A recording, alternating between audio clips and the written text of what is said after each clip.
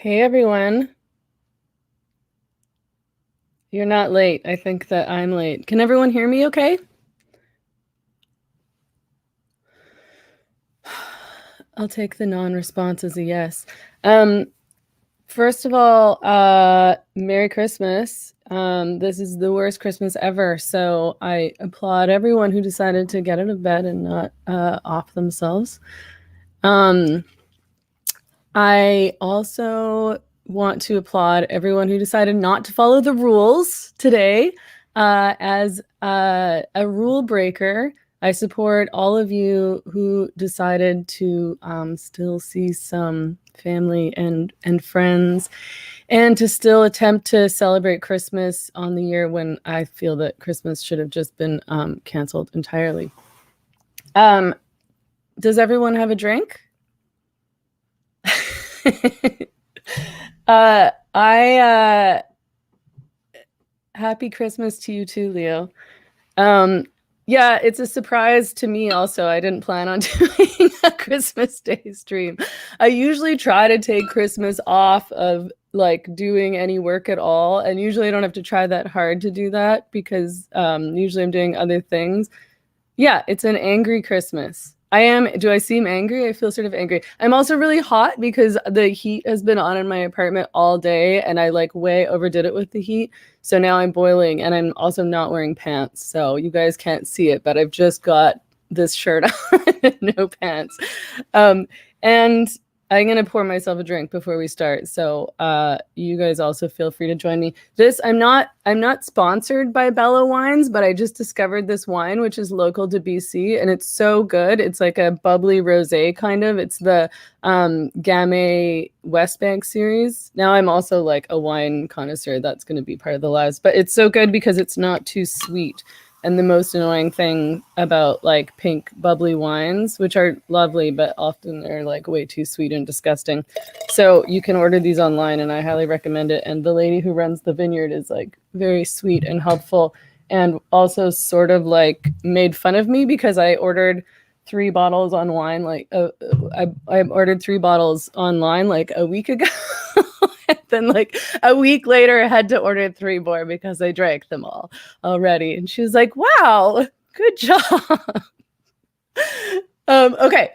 So Merry Christmas, but not really. Like I sort of hope that you guys are all as mad as I am. I was actually like pretty happy to hear Peter Hitchens in my interview with him say that, and he had written an article to this effect also, that he didn't wish people a Merry Christmas. He wished people an angry Christmas, and that he, as a Christmas lover, I discovered during the interview, I am also a Christmas lover. I'm not like a grinchy person. I'm not a person who hates Christmas.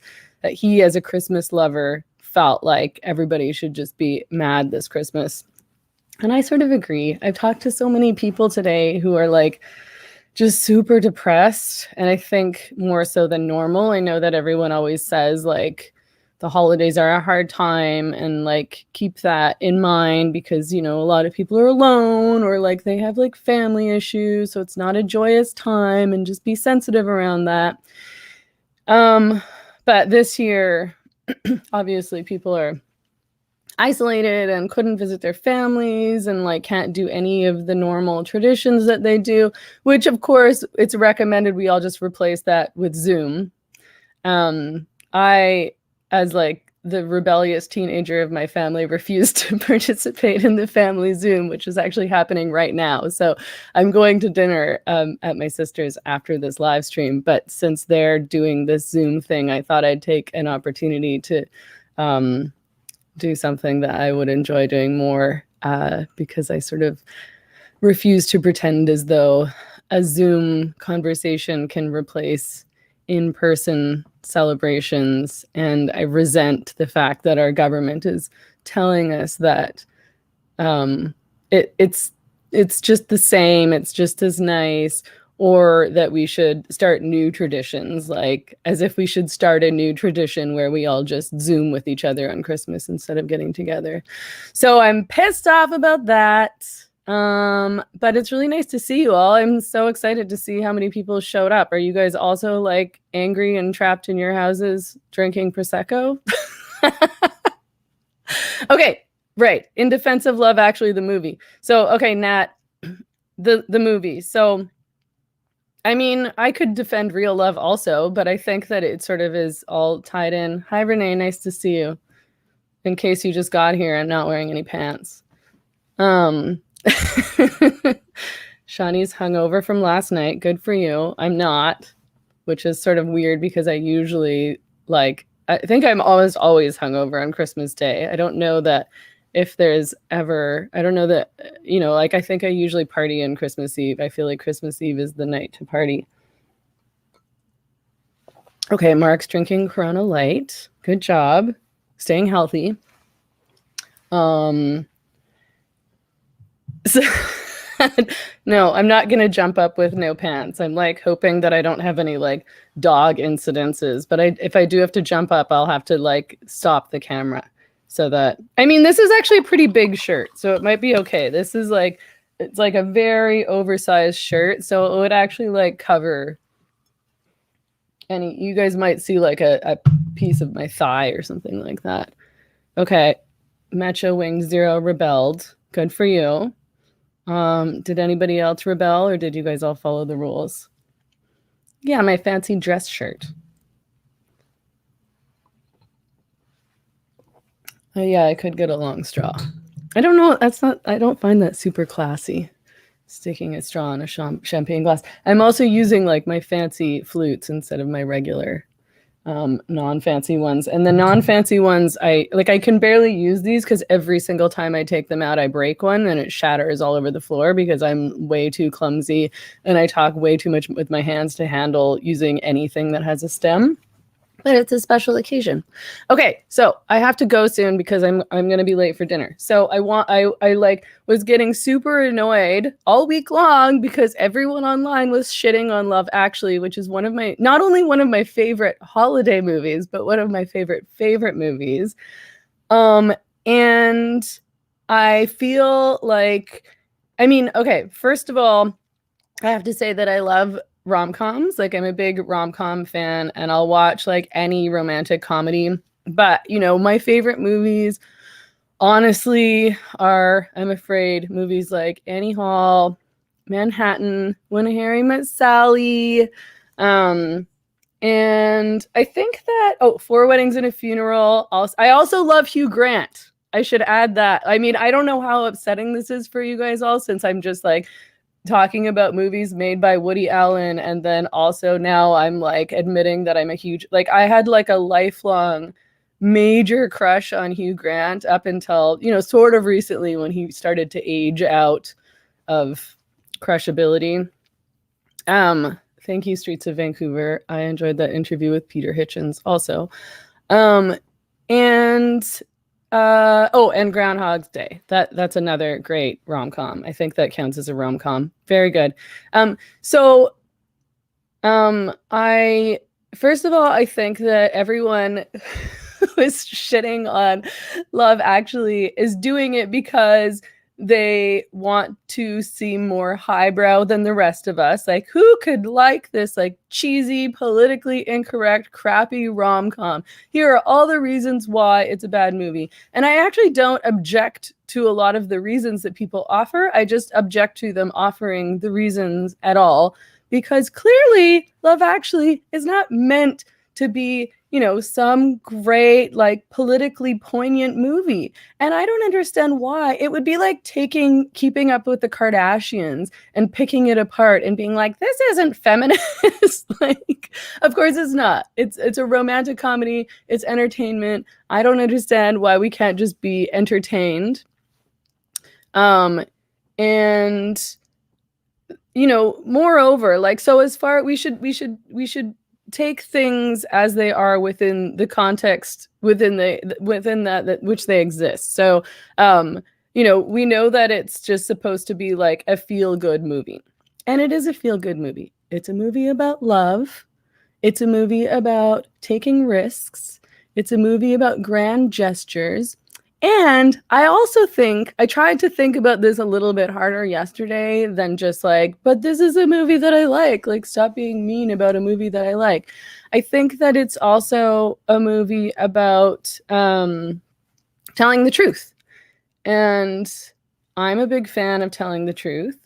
I feel like what a lot of the characters in this film are doing is to tell their truth, despite the fact that it might cause them pain, or it might be embarrassing, or they won't get the love back that they're putting out. They're taking risks and telling the truth, and I respect that, and I think that that should be applauded. I don't know what About Time is, Mark. Is that a rom-com?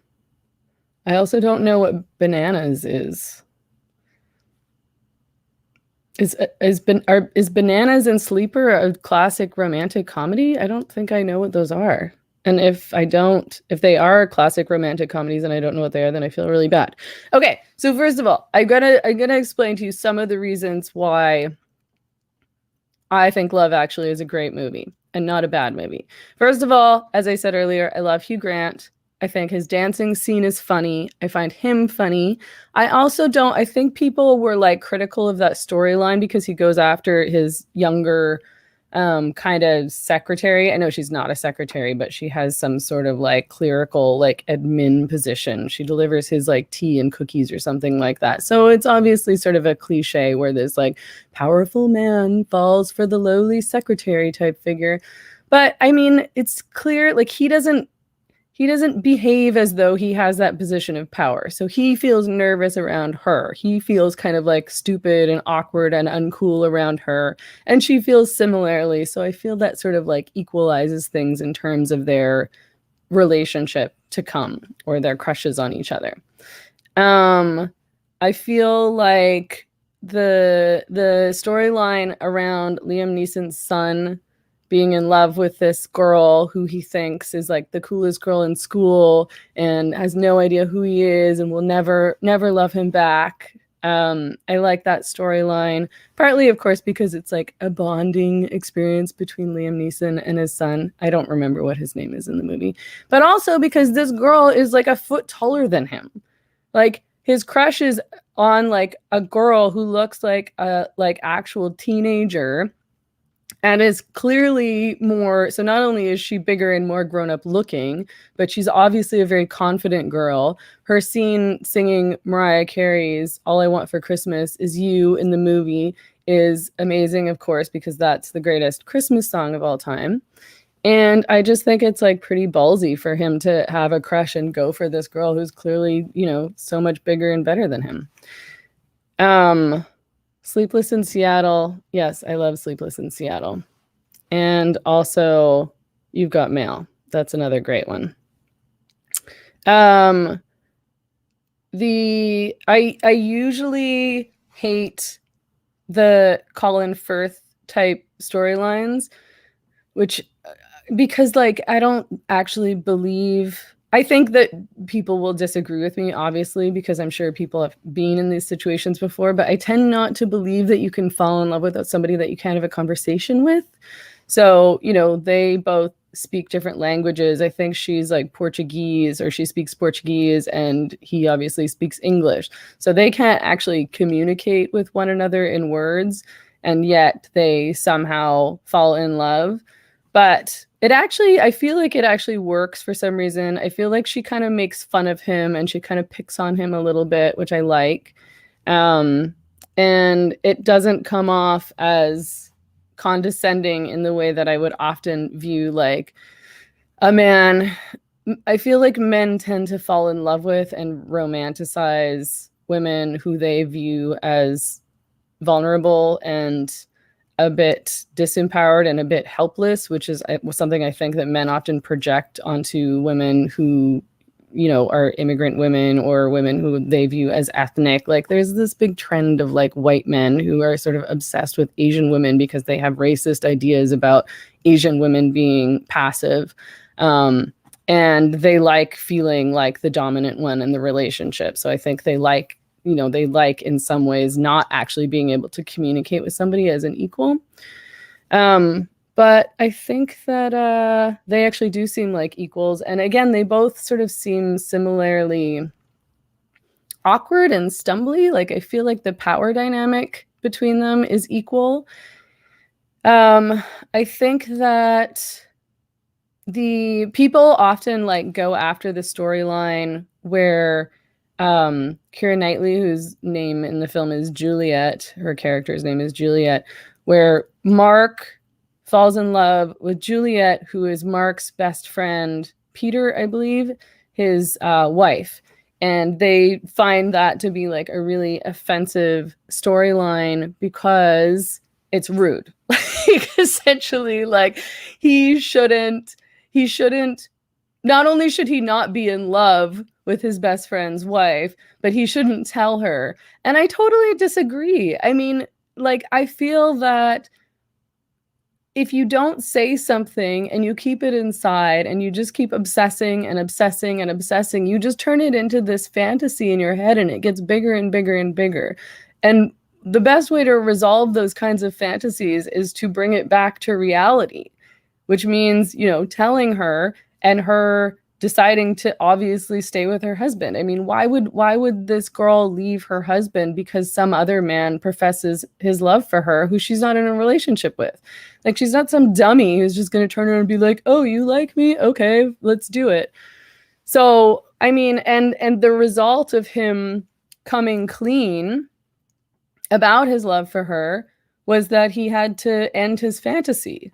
You know, he had to be real about the fact that it wasn't going to happen for them. And she goes back into her house to go be with her actual husband. And he leaves saying, "Enough, no more." And I think that if he hadn't told her, he would have just stewed over this indefinitely and created this delusion in his mind where someday they could really be together, or maybe she has secret feelings for him too.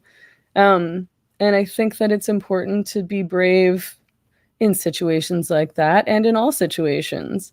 And, you know, essentially he was shot down, not in a mean way. She kisses him for some weird reason. But I honestly think that's the right thing to do. If you have feelings for somebody, go ahead and tell them, and then they can tell you no. Like, what is the big deal? And then you all move on. You're like, "Oh, no. Okay, got it. Now I can move on also." So he's free to move on with his life as well. I heard shirt discussion while I was brushing my teeth. Did anyone mention how different this shirt is from the Benjamin Boyce shirt? Yeah, but you guys, I specifically chose that shirt because Benjamin Boyce called me buxom on Twitter. Like, obviously, I don't like make a habit of showing up to interviews and live streams with my breasts hanging out for a reason. Mainly because I'm not attempting to try to get that kind of attention. And like, I feel like it's distracting. Like, I feel like there's some people who, I don't know what to call them. Some people who do like Instagram-y, YouTube type things, and whatever, like, wear whatever shirts you want. I don't care. But there's some women who very obviously always have their tits way out. Like, not only do they have a shirt that shows off, you know, as much breast as possible, but they're wearing all these giant push-up bras. And like, it's like, oh, weird. In every single photo, you somehow manage to get your cleavage in there. Like, weird how every single photo that I take of myself doesn't have cleavage in it, despite the fact that I have cleavage. Like, you had to really work at that. And I find it totally embarrassing and desperate because everyone looking at those photos can tell that that's exactly what they're doing. So I did that intentionally, and I'll fully admit to that. And I think I admitted to it during the live stream, and I found it amusing. Okay, thank you. It looked great. Thanks, guys. I really appreciate that. I think it's fine to like essentially self-objectify if you're going to be honest about what you're doing. Just don't do it and then be like, "Why is everyone talking about my breasts? I only just put them on display." Like, just be honest. Okay, I have a few more reasons and then I have to go because I'm gonna be late for dinner. So, also, do you guys hate this movie or do you like this movie? Like, is it just, I feel like a lot of people who were picking on it online had just, some of them I think hadn't even seen the movie, but some of them had just watched it now, and I get the impression that they went into it specifically so they could come out of it with a critique and rant about how bad it is and how much they hate it, and like, you know, everyone else who watches it is crazy. I feel like it's like an elitist thing, essentially. Like, I feel like this is what hipster culture is. I know that hipster is sort of like a term of the past, But the idea of like, I'm too good for basic stuff. Like, I'm not into the stuff that the basics are into or that the plebes are into unless I can do it ironically. But I'm not seriously into all this same stuff. If everybody else likes it, I don't like it. And I have to watch some like independent art house movie that's weird and would make me feel uncomfortable and grossed out. But, you know, you can't just watch some like basic rom-com and genuinely like it. You have to be smarter than everyone else. Merry Christmas, Flintock. Thanks for coming. So that part I find annoying. And there is one really terrible storyline, I will agree, and that's the Chris Marshall Colin character who decides that he's going to move to America so that he can have sex with a lot of beautiful girls because the British girls are like too snobby for him. Essentially, they're just too picky and they're not interested in some man who basically goes around trying to hook up with any woman who happens to be standing near him. But in America, women are way more easygoing and sluttier. You know, essentially, it's like a real life porn. So he goes to America to fulfill his fantasy of having a threesome with a bunch of like dumb, hot girls, which, yeah, I mean, that sort of like cheesed up the movie. But if you can just ignore that, I actually forget about it every year. And then it happens and I'm like, oh, right, that storyline. It's obviously not the main point of the movie. One thing that really did bother me also actually was the Laura Linney character, who's Sarah, who has this long-standing major crush on a man who's working in her office and won't do anything about it. And finally, when he sort of tries to hook up with her, the situation is interrupted because she gets a phone call from her brother, who is he's mentally ill, but also abusive and violent. And so he's in an institution. And I guess her whole life sort of revolves around caring for this brother who is horrible. And I know he's mentally ill, but he is horrible. Like, she goes to see him and he tries to punch her. And every time he calls her, she supposedly has to answer the phone, which I also don't get. I mean, I'm sure that like he's not calling because there's some emergency. He's in a home. She doesn't have to answer the phone. I don't like these female characters who are like beholden to somebody else. Their whole lives are ruined because they're just so caring and nurturing and they can't say no to anyone. So that annoyed me because her character annoys me. She should have boundaries with her brother, despite the fact that he's mentally ill. He has nurses to take care of her. She can call him back the next day. Who the fuck answers the phone in the middle of hooking up with somebody? Like, can you imagine being in the middle of hooking up with somebody or having sex with somebody and their phone rings and they answer it? Like, no one would do that. That's crazy. She can call her brother back in 20 minutes. Yeah, she loves her brother. So there's lots of people who I love, and that doesn't mean that I answer their phone calls in the middle of hooking up with somebody.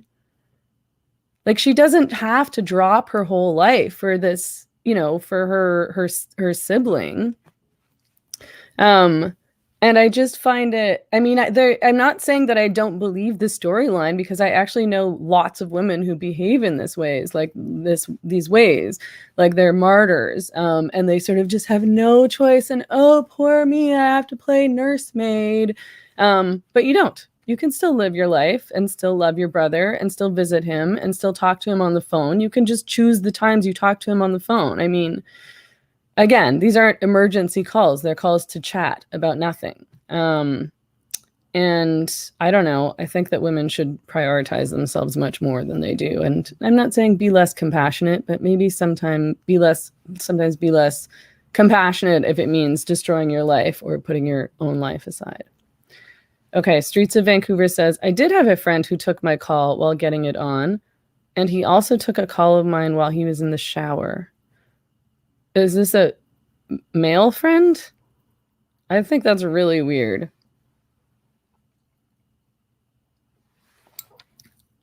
Okay, and Deanna says, I've met people who'd probably do that. That's never happened to me before. Somebody answers a phone call. Why would, like, what phone call could be so important? Like, I guess if there was somebody in your family, like if you knew that there might be an emergency, like you knew you might get a call about somebody because they're sick and they might end up in the hospital or die or something like that, then I can sort of see answering the phone if you're anticipating something happening. But just answering a phone call because somebody calls to chat or whatever, that's ridiculous. I mean, I don't even answer the phone most of the time when I'm not doing anything else. Like, I don't want to talk on the phone. I don't like being caught off guard when people phone me. I first of all don't answer the phone if I don't know whose number it is. Second of all, if it's somebody that I do know and they call, I'll most often not answer the phone and then see what they have to say and call them back. Like, honestly, you can just text me if you have something to say. There's maybe like 2 friends that I have, and I would answer the phone if they called. And if I was busy, I would say, I'll call you back. But most people, like if it's like a family member or like a work thing, sorry, or just like most people in my life, I'll just look at the phone and not answer. I mean, do you have time to just chat on the phone at any given moment in the day? Yeah, phone calls are intimidating and also kind of exhausting. So I feel like you need to be like kind of mentally ready for a phone call. Okay, I need to get through this so that I can leave. There's also the great storyline of the aging rock star who puts out a terrible Christmas song basically to, try to make some money. And because it's such a terrible Christmas song and because he hates it so much and feels so embarrassed about it, he ends up sort of accidentally pumping up the song because it becomes like a universal joke because he's not taking it seriously. So it blows up and he starts getting calls from celebrities. And I think on Christmas Eve, Elton John calls and invites him to some big fancy party. And instead of going, or I think he goes briefly, he leaves to go hang out with his friend and manager, his best friend, who's been there for him all of these years, which is a lovely storyline and tells us that status and celebrity mean less than true friendship. Yes, Renee, telephones are intrusive. I was around before A, there was cell phones, and B, call display. And like, I just can't even imagine going back to a time where somebody would just call and you just have to answer the phone and you wouldn't know who it was. And you had to because otherwise, like, you might miss an important call. It's just awful. Okay, you guys, my sister's calling, so I have to get off YouTube soon. But I mean, I think at the end of the day, I feel like sort of similarly about Love Actually as I do about like WAP, which everybody attacked me for liking, which is like, it's okay to just like a thing. You don't have to defend it. You don't have to analyze it. It's super annoying. Who are these people who just go through life analyzing everything? Like, I don't watch a rom-com to analyze it. If I want to analyze something, maybe I'll watch like a documentary or I'll read like a nonfiction book. But if you're watching something like that, you're doing it so you can shut your brain down and just feel sort of like comforted. And I don't really know what the point of analyzing it is. Like, do you really hate something that's not up to par in terms of your intellect or politics? I just can't relate to that. So I think that it's condescending. I think it's elitist. I think people should stop trying to pretend that they're better than normies by hating on normie things. Like, sometimes normie things are nice. Like, I don't want to have to watch weird stuff all the time. I don't want to have to analyze entertainment constantly. It's entertainment. I watch it. So I haven't eaten anything today. So obviously, I mean, I'm always on this show being like, guys, I haven't eaten anything and now I'm drinking. I watch this stuff so that I can stop thinking and stop analyzing. And I mean, I just think it's like it's a feel-good movie. But there's also like complexities, and it reminds us that there's complexities in relationships and love. There's the storyline about the guy, what is the name of the guy who's the character that Alan Rickman plays, he is basically propositioned by his creepy secretary, and buys her this fancy necklace instead of buying a fancy necklace for his wife who's feeling unsexy and neglected, and buys her a CD instead, which is terrible. But to be honest, I feel like he just ends up looking stupid and pathetic.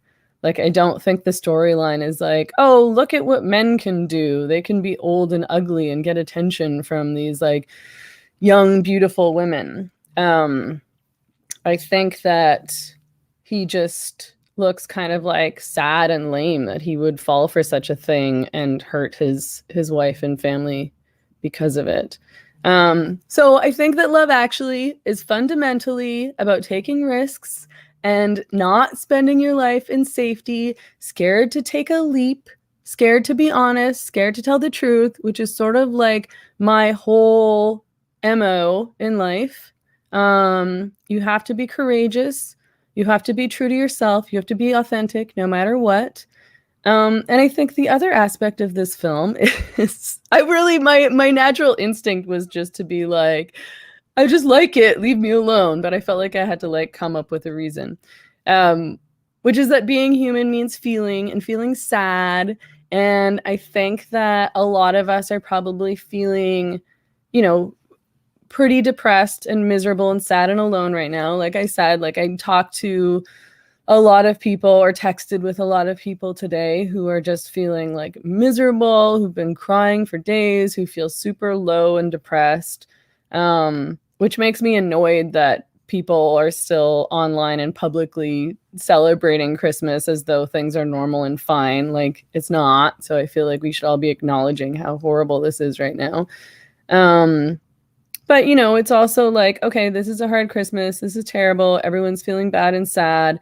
And the bright side of that is that when you feel bad and sad, you know that you'll come out the other end one day and feel grateful because you'll look back. I mean, we've all been through hard times before. And when you come out the other end, you look back and you're like, wow, that was a horrible time. I'm so grateful that I feel good now. And I'm also in some ways grateful that I went through this because it builds resilience and it reminds you that you can take hard times and that you won't crumble and that things will get better someday. And you know that the ups are better because of the downs. And so I think it's about humanity and hurting and acknowledging that you can feel hurt and sad and that life will go on and that you'll be okay and that you'll recover. So that's my positive Christmas message. I gotta go. I hope that you guys are all feeling okay. And if you're not feeling okay, it's just a day and tomorrow will be better and everything will be fine. Everyone in the comments seems fine. Maybe I'm the only one who's like depressed and mad. Okay, yes, Melissa, I would love to see you in Australia in 2021. I can't wait until we can get back to traveling again. I'm so fucking tired of being stuck in Vancouver. I legit hate it here.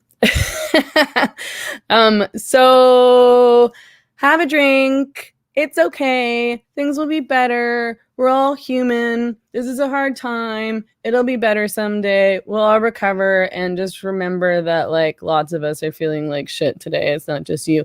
And stop shitting on romantic comedies. Just enjoy the things that you enjoy. Is that good? Was that like fun or inspiring? I'm gonna go put some pants on now. Okay, thank you guys for tuning in. It was really nice to see you all.